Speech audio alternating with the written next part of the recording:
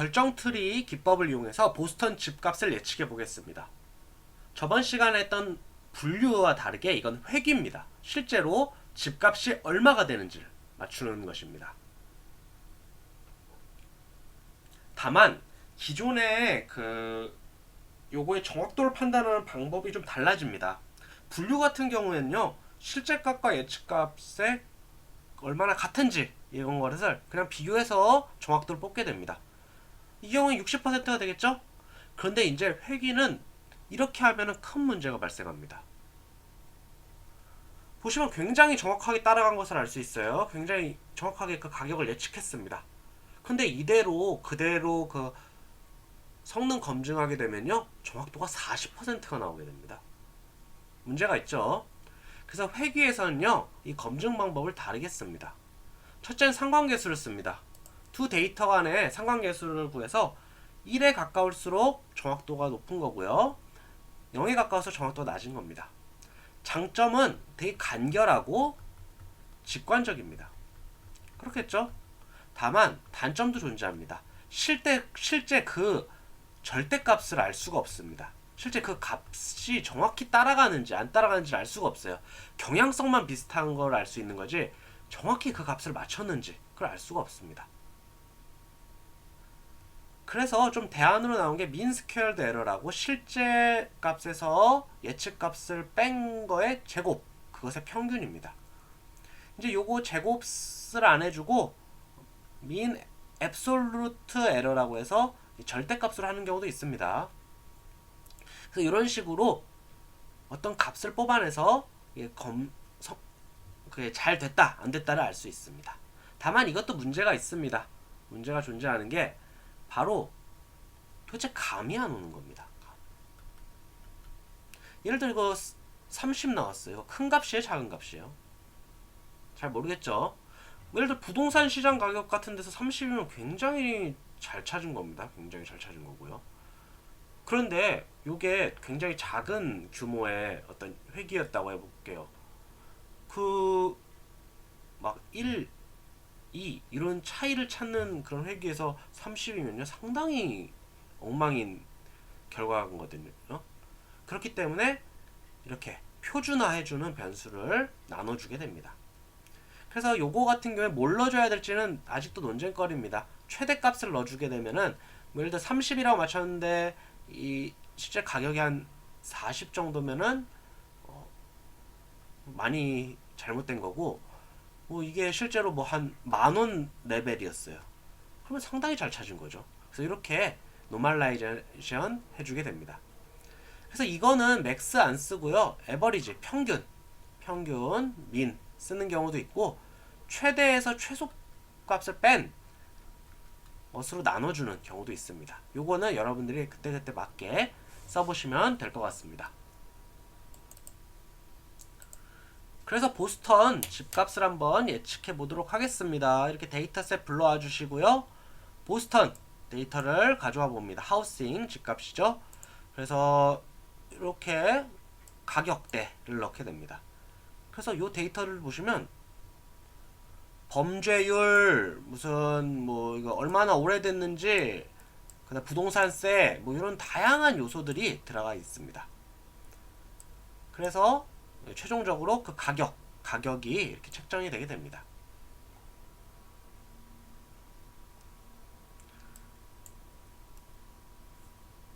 이걸 바탕으로 한번 가격들이 어떻게 했는지 해볼게요. 우리 실제로 그 분류와 다르게 굉장히 값이 다양하죠.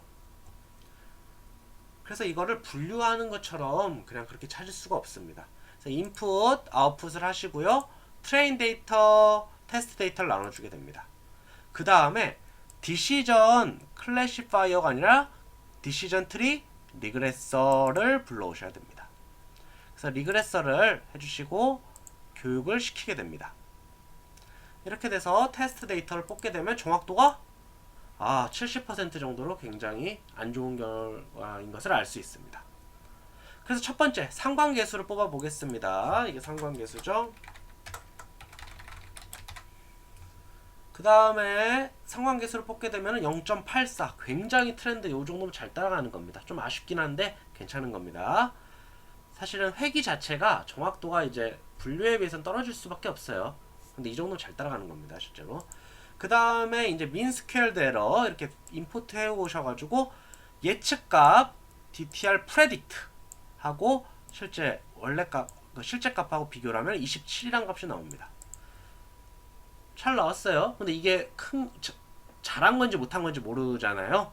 그렇기 때문에 이제 이걸로 나눠주게 됩니다. 노멀라이즈 해주시게 됩니다. 표준화. 그래서 맥스 값으로도 한번 나눠볼 수 있고요. 이렇게 최대에서 최소를 뺀 그 값으로 나눌 수도 있고요. 이렇게 민, 평균으로 나눌 수도 있습니다. 그럼 1.2가 나와서 좀 이전보다는 확실히 어떤 감이 오는 것을 알 수 있습니다. 더 나아가 플롯 한번 그려볼게요. 이거 실제로 너무 플롯이 길어서 3개까지만 그려보도록 하겠습니다. 딴 건 다 똑같습니다. 이렇게 쭉 그려주면 계산 속도도 확실히 오래 걸립니다. 그래서 첫 번째 요거 한번 요소들을 볼게요.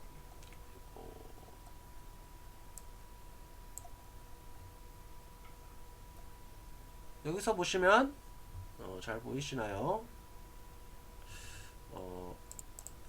요걸 좀 줄여보겠습니다. 지금 뭐 요게 그렇게 아주 중요한 요소는 아니니까 확실히 시간이 오래 걸립니다.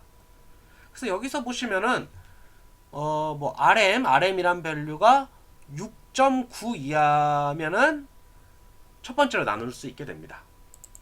이 RM은 어떤 머무는 구간이라고 하네요. 아, 아니구나. 예, 주택 하나당 방 개수라고 합니다. 뭐 방이 7개 있어요? 뭔가 다르네요, 규모가. 그래서 방 개수가 첫 번째로 이렇게 나눠지게 됩니다. 방 개수가 나눠지게 되고요. 이거 LSTAT 요거 같은 경우는 좀 하층민 좀 잘 못 사시는 분들 비율 같은 그런 개념이라 생각합니다. 라고 하네요. 그래서 이런 요소들을 갖고 실제로 값을 부동산 가격이 어떻게 될지를 알 수 이렇게 예측을 하게 됩니다. 그래서 이런 식으로 쭉 분류가 되는데 이거 너무 길어져요. 그래서 이렇게 3개 레이어만 해봤고요. 뭐 범죄율 이런 것도 나올 수 있습니다. 그래서 우리 요거 피처 임포턴스 중요도 한번 해보니까 요게 제일 높네요. 제일 높습니다. 그쵸? 그래서 요 명령어를 치시면 이 중에 가장 큰 거에 인덱스를 알려줄 수 있거든요. 그래서 5라고 뜨잖아요. 그럼 1, 2, 3, 0이죠. 0, 1, 2, 3, 4, 5. 그래서 여섯 번째죠. 그래서 0, 1, 2, 3, 4, 5. 요거. 그러니까 방 개수가 아무래도 그 집값 결정하는데 가장 중요한 요인이다. 이런 것을 알 수가 있습니다. 그래서 우리 결정 트리 갖고 보스턴 집값을 예측을 해봤습니다. 그래서 기존의 기법 그 장점들을 잘 살렸죠. 중요도를 알 수 있다는 점, 그리고 그 기준을 알 수 있다는 점. 다만 회계의 경우에는 이런 식의 다른 검증 방법을 써야지 좀 더 정확히 모델을 판단할 수 있다는 것을 명심해 주셨으면 좋겠습니다. 실제로 거의 딥러닝의 세상이거든요. 그래서 딥러닝을 하는데 이 결정 트리는 이렇게 집값 예측할 때 여전히 쓰입니다. 정확도도 상당히 잘 나오고요. 또 무엇보다 그 장점인 그 근거를 찾을 수 있다는 게 참 큰 장점입니다. 우리가 어떤 이렇게 집값 예측이나 주식 예측은 돈이 걸린 문제이기 때문에 그냥 믿을 수가 없거든요. 그래서 사람들을 설득을 해야 되기 때문에 이런 게 특히 이 기법이 많이 쓰이고 있고요. 앞으로도 더 많이 쓰일 것으로 생각이 됩니다.